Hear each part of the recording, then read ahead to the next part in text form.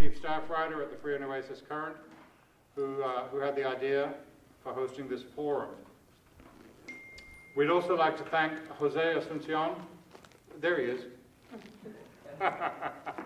and Cassie Gonzalez, and also the members of the Pearsall Police Department and the Frio County Constabulary for their assistance in organizing this event and making it successful. I'd like to introduce the candidates in alphabetical order.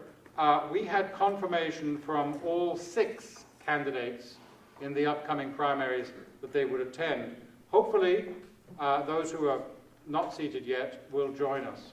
If they choose not to, that's of course entirely up to them. They're under no obligation whatsoever to come. Our candidates at the table, Albert De Leon, Richard Gondera, Mike Morse, Joe Obregon, Armando Romo, and Ray Talamantes. Those on the Democratic Party ballot are Albert De Leon, Richard Gondera, Mike Morse, Joe Obregon, and Armando Romo. The one on the Republican Party, excuse me? Correct. Richard Gondera is Republican. I'm sorry, my mistake. That wasn't on this notepad. And Ray Talamantes on the Republican Party ballot. I'm now going to hand this over to Brianna for an outline of how the forum will proceed, and we will give every member of the public an opportunity to ask questions if they wish. After the event is over, if they would like to address the candidates personally, the candidates may choose to stick around outside and speak individually with members of the public. Many of you have submitted questions, and I just want to make it clear that some of you have submitted questions that are near duplicates of other questions. So instead of asking the same question twice, we've combined them. So if you hear a question that sounds like you wrote it, there's a good chance you did, but somebody else may have written it as well, and so the wording will be very similar to what you wrote. We've combined the questions to avoid. All righty, Brianna.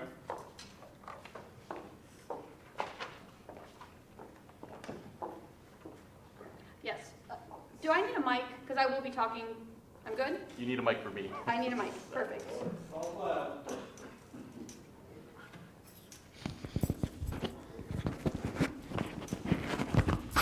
Can you hear me? Perfect. Okay. So the purpose of today's forum is to give each of these candidates seated here today an opportunity to provide Frio County residents with their goals and their platform that they are running on for sheriff. There will be no disparaging remarks made to one another, and candidates should not address each other directly during this forum. Rebuttals will be answered in alphabetical order as well, and we will have strict time constraints will be imposed, okay? So as I say that, you will begin with a 3-minute address beginning in alphabetical order. If Mr. De Leon and Mr. Gonda did not show up, then we will start with Mr. Morris and move down the line. Each response to the questions after that will be 2 minutes in alphabetical order. We have a stack of questions here that Mark is going to shuffle so that you know that they have been shuffled around and they're not put in any type of order. So the questions are totally random.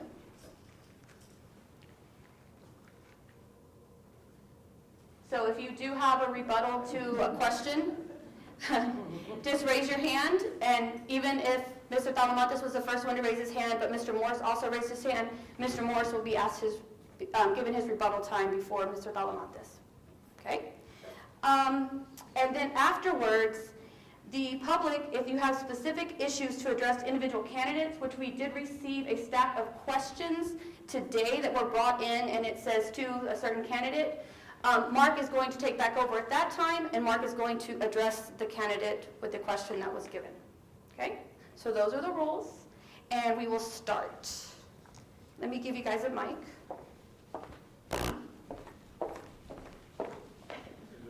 Yes, sir. Let me start my timer.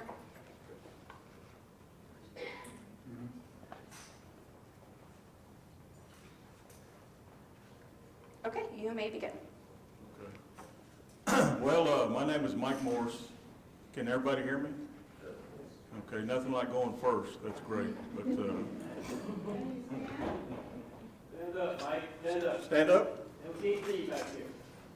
I'm not that short. Okay.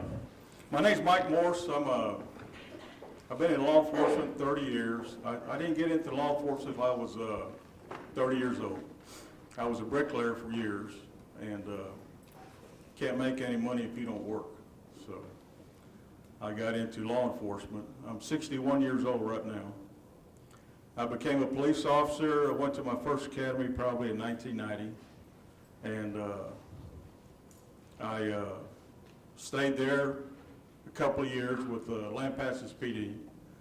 And I remember I always wanted to be a game warden when I was a kid, but when I became a police officer, that was kind of a stepping stone for me. And I remember telling my chief, I applied for game warden. I remember him telling me every time, he said, "Son, I'm not going to lose you. That's too hard to get into." Well, I finally made it. I went to game warden school and got stationed in Starr County, Rio Grande City. And I remember when I was stationed there in Starr County, I remember my captain came to my graduation and said, "Hell, boy, you drew the black bean out of school. Who'd you make mad?" So I went to Starr County. I stayed there I worked Zapata, Starr County, and the Falcon Lake, and the Rio Grande River. So we stayed there till 1997, and we came to Pearsall. And I was a field warden here in Pearsall for years till 2010, when I promoted to captain. And I made captain. I had the office out of San Antonio, but we still stayed here in Frio County in Pearsall. And I remember driving to San Antonio, and the first thing that I thought about, I'm going to drive in this traffic every day. I didn't like that. And I remember going to San Antonio thinking, what have I got myself into? I was going through a midlife crisis. I just should have bought that damn Harley Davidson and been done with it and stayed right here. But I was there for 2 months, and I had 8 counties. My other captain counterpart had a heart attack, so I had 8 more counties. And then my other captain from Laredo, he went to promoted to major, so I had 8 more. I had 24 counties at one time, all the way from Kerrville down to the Hidalgo Starr County line. But I'll be perfectly upfront with you. I'm not the most polished person, but Okay, you're going to have to stop. 3 okay. minutes. All right.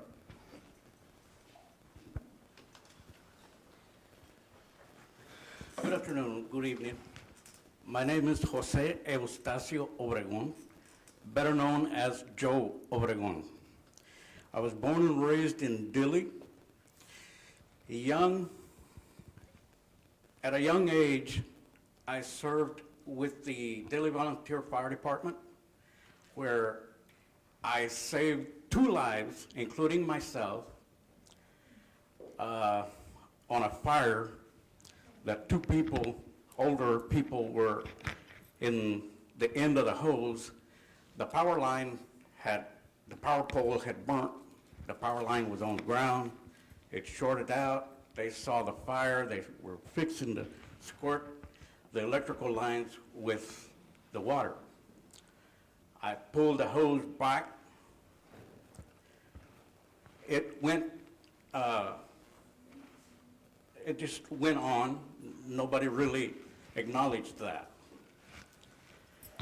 After that, I started welding, and that's what I have done most of my life. I don't know what else to say other than I've been interested in law enforcement since a young age, but because of my father's didn't want me to do that. But now I am trying to continue to serve the community and Frio County. I am responsible for making a whole lot of millionaires in Frio County as my career as a welder. I used to weld Braden heads, that's the wellhead on an oil well. Can you imagine how many barrels of oil came out of that? I know I can't take credit, fully credit myself, because there was a whole lot of other stuff that had to be done before that. But the production end, you know, I'm responsible for quite a few millionaires here in Frio County that has gone unnoticed. I just want to continue serving Frio County, and that's what I can say. Mr. Rowland? Okay. Yes, go ahead.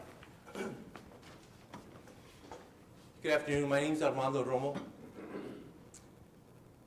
My law enforcement career, I have 20+ years of experience. I'm originally from San Antonio. When I came here to Pearsall, I married my beautiful wife. She was a teacher. And from here on, I started working in several agencies in South Texas.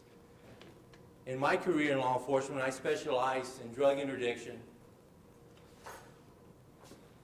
And in all my agencies, that was all that entailed. I worked, and when I say specialized, I worked bus interdiction, highway interdiction, airport interdiction, and sometimes people don't understand the different types of interdiction techniques, but partial interdiction, and even human trafficking interdiction. And that's been my whole career that I specialized on. I got to work different departments, city, county, and even in schools. And so I got to learn different tactics of how to be a well-rounded officer. Recently, I had the privilege and the honor to work as a chief in Dilley. I was there twice. It was a great honor. I was very honored to serve the people of Dilley, the community, and make some changes, positive changes. And so, you know, I stand here. I know the people up here. It was an honor to work with them at one time. I'm just here for my sake. I'm here to take the position as a sheriff if possible, and do the same for the community of Dilley. I mean, for the whole community of Frio County. I got a little bit off track, guys. My bad. But it is important. You know, I always mention drugs. You know, our community is being affected with a lot of thefts, a lot of burglaries. All that is occurring. All that occurs, guys, it stems off of drugs. We have an epidemic of drugs. It's plaguing our community. It's not just our community, it's plaguing the communities across the state of Texas. It's just not Frio County. But it is a real bad epidemic. And sometimes people don't seem to pay much attention to it because, you know, it's not affecting your loved one. But once it affects your loved one somewhere down the line, you know, it starts affecting everyone. You know, it's a very important topic. And I talk about it a lot because everything seems to stem off of drugs. So, you know, that's my take on this, you know, because you got to understand the youth. We have a lot of youth and they have dead-end roads because of the cycle of narcotics being sold in our communities. So it is a meth epidemic that we're having right now, guys. If nobody's informed or unaware of it, you know, that's what's happening right now. I plan to be very transparent. Mr. Romo, I'm going to have to stop you, please. That's fine. Thank you very much. Mr. Talamantes? My name is Ray Talamantes. I've seen several familiar faces out there. I used to be chief of police here from 92 to 2004. I started my career in Carrizo Springs as a crime prevention officer and followed that 2 years later down here in Pearsall as a juvenile crime prevention officer. So I was pretty much involved in all the schools down here. And I saw some of the youth problems at that time with the gangs. We were having an influx of gangs. So I had an officer assigned to the school for a few months to teach the GRAPE program. From there, I promoted to chief. I was thrust right away into leadership type of skills. I had to take training. I learned from my old chief, who was a retired detective from the San Antonio Police Department, 25 years. He was a great mentor. To this day, I still call him my chief. We did a lot together. Every time I needed some questions, I referred to him. He kept me straight. I worked under 5 to 6 different city managers, and that's very hard to do. But I did what I had to do to keep my agency going. We were moved constantly. We moved from my term, we moved 4 times. Finally ended up on the west side. I wish I had the agency they've got now. That's a beautiful facility. I wish I would have been privileged to that and the manpower they've got now. But I could only get to a certain amount of men, 8 or 9, and then had to look for grants to get more officers. It was hard, but we did it. I made it work. We were annexed constantly, and we were not given extra men to do, but I made it work. I still provided a service to the new businesses that were brought in. So it didn't matter. I look at it this way. You treat everyone with respect, they'll treat you with respect. I don't care what kind of person he was. I've had individuals that were one of our major burglars here. He got assaulted. That day, he was a victim, and we treated him like a victim. Though he had done and hurt the community so often, he was still a person, and that's how we did. We want to treat the community with respect. I want to hold if given to my deputies, accountable, to show the community the respect, to work with the schools, to work with the community. I'm looking at hiring maybe possibly crime prevention officers so they deal specifically with the business people out there, the all-field. We need all-field work to keep coming, keep bringing in this tax money. But you've got to look at who else you are voting into positions. I cannot do this alone. Our office cannot do it alone. I'm going to need support from the commissioner, from the judge. They hold the purse strings. They're the ones that are going to fund me to make my programs work. But we also can create a lot of work with the schools. Ms. Gash, I've known her forever. I've known a lot of you here. You know what I bring to this community. It's not an arrogance, it's confidence. I can do this job. From day one when I got 4 years, I can guarantee you that first day I'm going to work hard.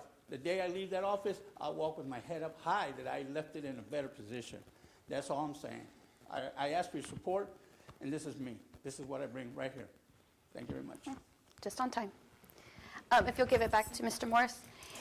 Oh, and in all fairness, I do want to say that Mr. Gondara did let me know at the time of the invitation that he had a prior engagement, and if it had fallen through, he would be here today. So I would like, just in all fairness. Okay, so we will start with the first question. Keep in mind, all these questions, like I told you, were submitted by members of Frio County to our office. Mr. Morris, I will start the time after I finish the question. Same thing for all of you, gentlemen. What educational programs and outreach to schools will be most effective in addressing current threats regarding drug use, firearms, bullying, and other criminal activity? That's an excellent question. I'm not an expert in that, but I do have a 17-year-old son who, we think about what he's exposed to and what he's not exposed to. I mean, I'm 61 years old, and I went to pick him up the other day, and they said, Cole, your grandpa's out there. No, I'm not his grandpa. I'm his dad. But some of the programs we've used when I was with the state is every year in Pearsall at the Frio County Regional Park, the little tank we have there, we had a fishing program through the Extension Office. And we gave prizes to all the kids, and we exposed them to fishing. Now, that may not seem like a lot, but you take a 5-year-old, 6-year-old, 7-year-old kid's never caught a fish, it gives them some pride, it gives them some confidence. As far as other programs, when I was with the police department, I was a member of the Police Activities League, what we called PAL. And that program has kind of run its course, but I would love to implement something like that again, where the officers, the deputies, do go to the high school and talk to the kids about different programs, about drunk driving, about use of drugs. But digging a little deeper than that, I think it would be awesome if we could get the parents together. We have a lot of one-parent families, a lot of grandmothers, a lot of grandfathers raising their kids. And why not have something for them to provide them with support? Because it all starts inside that house. That's where everything starts. Mr. Morris, I'm going to have to stop you. All right, Did thank anybody you. have anything they'd like to say, rebuttal on that? Any of the other candidates? No? Okay. Oh, you do? Okay. I guess we can all look at ourselves sometimes and say, what can I do at home? before our kids start school, before they're meeting with other children, and what influence do the peers have on each other now? Bullying is constantly a worry for even my grandkids, and my kids going to school right now. Are they being bullied, or are they the bullies? You know, we don't know until we're told, or we interact more with our children. I think that's going to be the key, getting down and sitting and talk to them. We've got to get them away from those phones. I mean, they constantly have their heads now. They don't know where they're doing it from one day to another. Getting to know your children, just sitting there talking to them, keeping them involved, keeping them busy is the important thing for me, where I feel I'm giving you my child. Yes, we expect the schools to protect them, but we've got to do our part. We really do. The schools are limited by what they can do. It's hard. It's hard on everybody. It's just not just one person's problem. It's us ourselves. We have to be dedicated to our children and our grandkids. You know, what future are we going to give them? It's scary. It's a scary environment for the kids in our school today. You know, when you have what's going on right now, we as law enforcement can't be there all the time. So it's going to take the whole community to really, really work together on solving these problems. Can I? Yes, you may. Well, I believe in law enforcement, interacting with children at their schools is very important. So if you go in uniform and you interact with children all the time, and if you start with the little ones and read to them and interact with the adults in high school, playing sports, just getting involved in their activities, that's a plus. Now, I don't know if it's ever happened here, but I don't think we've ever had an explorers team, you know, a department having an explorer division where, you know, you get these kids that want to start an explorers club and they get involved in law enforcement and they start learning the techniques that law enforcement do.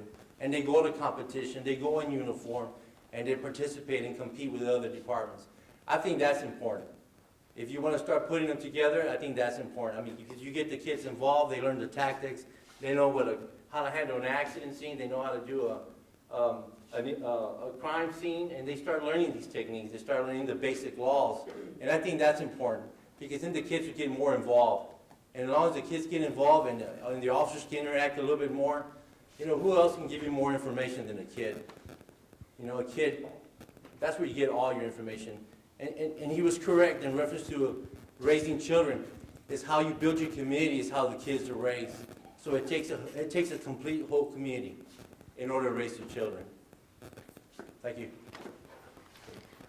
So the next question is for Mr. Burgon.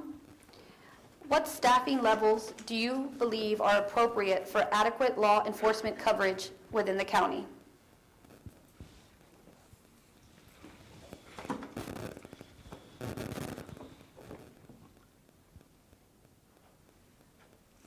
I don't know how to answer that. Okay. I'm sorry. Okay. I was listening to the first question, and yes, I believe that it all starts at home at a very young age.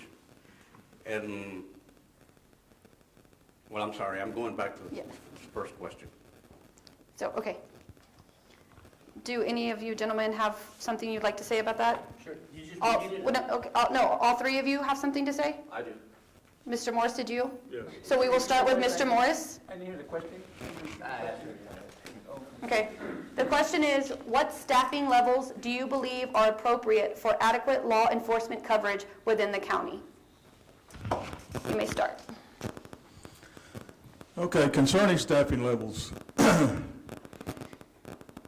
you know, it's unwritten rule, we need to have as many deputies as we can to cover the county. But not only to work against crime, but education also. Now, as a law enforcement officer, you build relationships, you network with other agencies.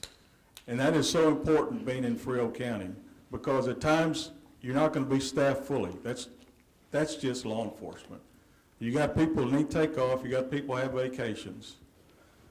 But you have to have those relationships you have with DPS, Rangers, Border Patrol, game wardens. And I know when I was a game warden, I took a lot of calls for the county because they were understaffed. We have to have that across the board here in Frio County, and that's why we need to have an open dialogue, a roundtable meeting with all the agencies. Now, If you're asking me how many field deputies are we going to have, how many educational deputies, how many programs we're going to have, that's something that, once elected, I have to evaluate. It's very hard to project what I'm going to have right now. But it all comes down to working together with other agencies. And I think Armando's touched on that already.